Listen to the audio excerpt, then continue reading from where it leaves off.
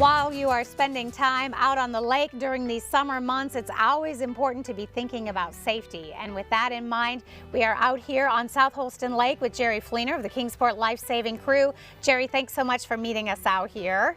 Thank you for having us. And of course, during these summer months, you want everybody to have a great time, and that's what our area lakes are for, but so important to be thinking about safety.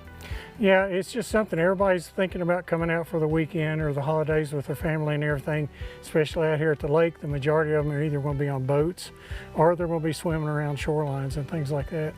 And it's just always very important to have the safety equipment that you need. Most of the time people do have them on their boats, they're required. But sometimes they don't realize that when they're swimming off the shore. And that's lots of times, unfortunately, where we have a lot of our fatalities.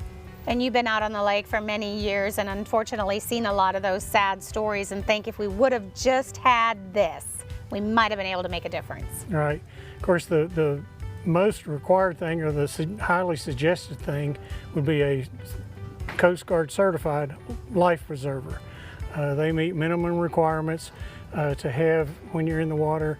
If you're not going to wear it, at least have it with you, in the water with you, to where you get in trouble, you'd be able to reach it, get to it. Someone else would be there that could throw one to you. So that's the biggest thing that we recommend, is have a Coast Guard certified life preserver. But if we're not going to do that, there's other things that would probably take care of the needs that you have if something like that arises. Just an inflatable inner tube, some type of toy that the children have on the lake, just anything like that.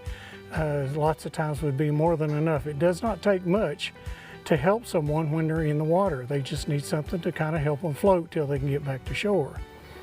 If you're on the shore, there are different things you can use. You could have a throwable device with a rope that you could throw to them, pull them back in, has some type of an extension pole to reach to them. If you don't have that, just a good stick would be something that would be good use that they could get to try to help someone to get back out of the water. How many times do you hear a family say, I mean, he's just such a great swimmer?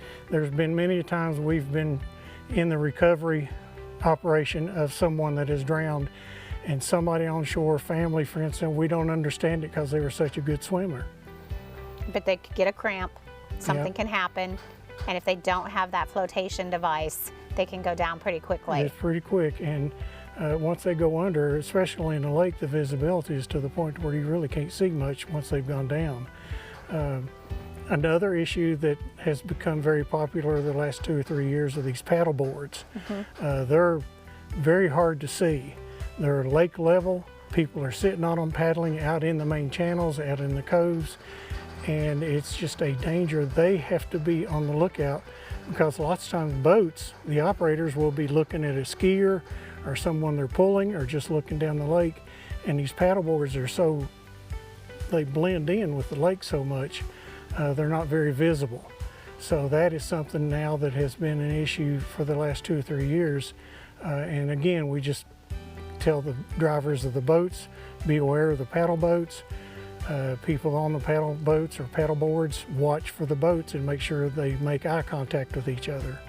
And that can certainly be scary. And as you said, it's just kind of flush to the lake. So if you're up high on those boats, you just sometimes don't see them. Yeah, the visibility, again, especially in the daytime, if it's real bright and the sun's reflecting off the water, they're going to be hard to see. Okay. And then one of the things we say all the time is that temptation that if someone is struggling to jump in and help them, but you say that is just so dangerous. It is. I mean, the person is going to be grabbing for anything. And if you're what they can reach, they're going to grab you, and they might pin you down to where you won't be able to swim. If that's the thing you feel like you have to do, they always say approach them from the back.